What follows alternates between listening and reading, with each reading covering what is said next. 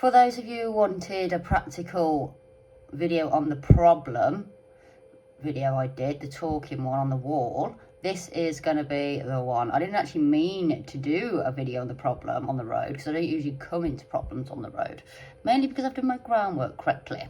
But yeah, we encountered a problem on the road, and I think this is probably the best live scenario we're going to get to follow up on that plan video when you have a plan.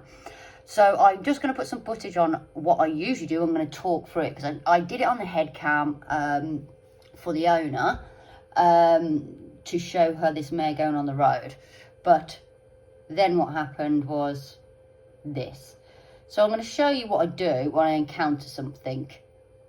So I've got to play it like this because I can't put audio on. So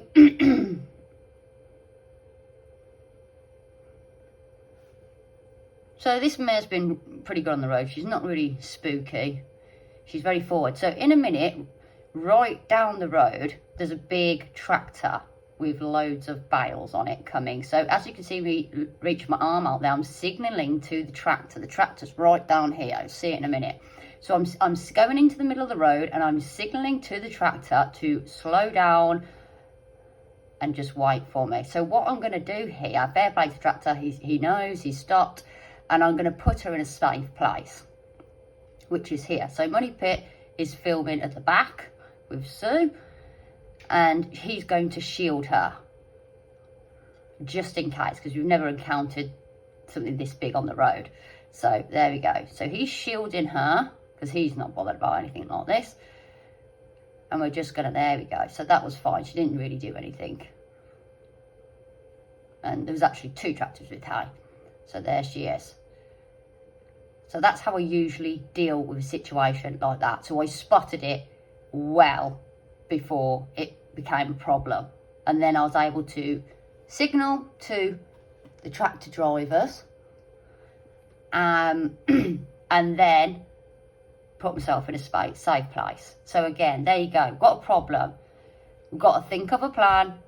We did the plan, which was put her in a safe place, slow the tractor down, tell him there could be a problem, signal to the tractor driver, put the mare in a safe place, double barried her with Money Pit just in case, okay? And everything went fine, okay? Brilliant. So this one was not expected, but what you're going to see in a minute is two horses pop out. So let's have a quick look here. So this is the bottom of this road now. So two horses are going to pop out here in a minute. So I'm going to wave, there they are. I'm waving to them, they're my friends. And what this mare did, because she's not actually seen horses on the road, other horses, you know, on our hack, is she sped up. So she's like, oh, well, them horses, let's join them. So here we go. So I'm going to stop her in a minute and wait for Money Pit, because what I could hear, again, me being ahead of the game, I could hear something, because there's a little mini roundabout. I could hear something big coming, so I stopped to wait for Money Pit. We'll just let her slow a little bit because she wanted to go and join the other horses. As you can see, she is under control, but she was a bit like, oh, I really want to go and walk with them. So, oh, here we go, a giant coach. So, let me just stop here. So she's seen vans, she's seen the bus that comes up and down this road a lot, but she's not actually seen anything this big. So because she had a forward on, she wanted to go, because the other horse, she's seen some other horses, she wants to go. So her forward was on. Because usually, if she hadn't seen these other horses, I'm pretty sure she'd have stopped. And I'd then have to sort of tell the bus to stop and possibly put Money Pit in front or see what happens. But this happens, and I'll show you how I'm going to deal with it, okay? So she's like, well, I want to go with the other horses. Then she thinks, oh, Christ, there's a massive coach there. So she keeps on going, and then what happened was the air brakes went on. So you'll see in a minute she'll spook. The air brakes came on, so I've already signalled to this coach driver. Here we go, ready for it. Wait for the air brakes. Because she did think about passing it, fair play to her, until the air brakes went. There's the air brakes, boom. Yeah, there you go. So, there's a car behind, I just had to tell it to stop. I already told this coach driver to stop. Okay, so I asked her, do you want to go forward? Do you want, I'm rubbing her, I'm reassuring her, okay? Do you want to take the lead on this, my other offer? She said, no, I really don't. Because there's a squeeze there, okay? So there's not drive, but we can put her in. So here what I'm trying to do is get her to stand still, first of all, so I can get off and help her on the ground with this, okay? Because if I'd have pushed this, she possibly would have run past it. And I do not like them doing that. And I'll pause this a sec, because I do not want them running past things like this, because they're not learning anything from this transaction if I just let them run past it, okay? I want them, give them a chance to calm down, release some tension, and I want them to learn something from a situation like this. So, because it could have been a bit funny, and I don't want her running past this thing, yeah? I don't want to teach her to run past what she's scared of.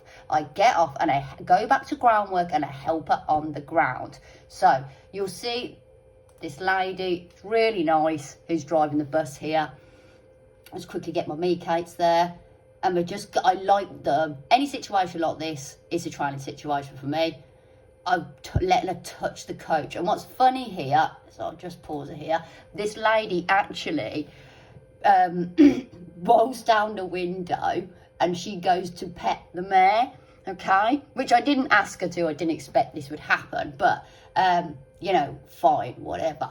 And then, unfortunately, the cameraman then just left us. She went a bit rogue and left us here. So here we go. I let her have a look at the bus, or the coach. This is much bigger than a bus, okay? And then Money Pit's off there going a bit rogue. So Sue carried on without me, basically, which is fine. But then I joined after. So what's really important as well that I want to end this with is I explained to the bus driver what was happening, okay? And then when I came past here, which then she just followed Money Pit past it, when I led her on from the ground. Ideally, what I would have done, but it's hard because Sue then carried on. She's got the camera. I would have put Money Pit to the right if I really wanted to ride past it, okay? But you've got to be careful on the road because you don't want to upset everyone. You know, because everyone's got somewhere to be. So I don't want to hold the traffic up too much. Hence why I got off, and I thought that would be the best idea, okay? But what I'd ideally like to, if I had the time and it was just a coach there, not cars behind me and cars in front of it, beyond the bus, is I would have put Money Pit to the right towards the coach, and I would have put her to the left on the hedge, and I would have shielded her with Money Pit as we went past. And I think she would have dealt with that, and I could have stayed in the saddle. But due to time and, you know, I just found it better just to step off, go back to the groundwork, reassure her. And it was just a perfect chance because the coach was stood still. She could sniff it. The lady petted her. And it was just a nice experience for her. But it could have been a really bad experience if I hadn't have told the coach to slow down, okay? I hadn't told the car behind just to stop a second because, you know, something could have happened, sort of escalated from this.